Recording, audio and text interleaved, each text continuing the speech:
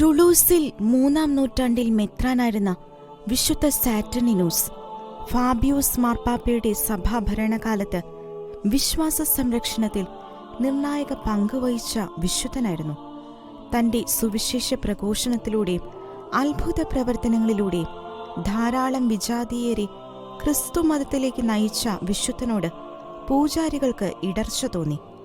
വിഗ്രഹാരാധനയ്ക്കും വിജാതീയ ബലികൾക്കും വിശുദ്ധന്റെ പ്രവർത്തനങ്ങൾ തടസ്സമാകുമെന്ന് കണ്ട വിജാതീയ പുരോഹിതർ അദ്ദേഹത്തെ തങ്ങളുടെ ദേവന്മാർക്ക് ബലിയർപ്പിക്കാൻ നിർബന്ധിച്ചു.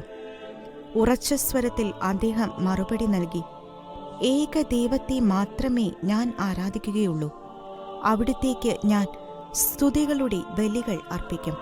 ക്രൈസ്തവരെ ഭയക്കുന്ന നിങ്ങളുടെ ദേവന്മാരെ ഞാൻ എന്തിന് ഭയക്കണം? ഇതിൽ കുപിതരായ പുരോഹിതർ അദ്ദേഹത്തെ ഒരു കാട്ടുപോത്തിന്റെ ശരീരവുമായി ബന്ധിക്കുകയും ശേഷം അതിനെ ഓടിക്കുകയും ചെയ്തു. ഇതേ തുടർന്ന് വിശുദ്ധന്റെ ശിരസ് പിളർന്ന് തലച്ചോറ് പുറത്തുവരികയും അദ്ദേഹം ധീര രക്തസാക്ഷിത്വം വരിച്ചതുമായാണ് ചരിത്രം പറയുന്നത്.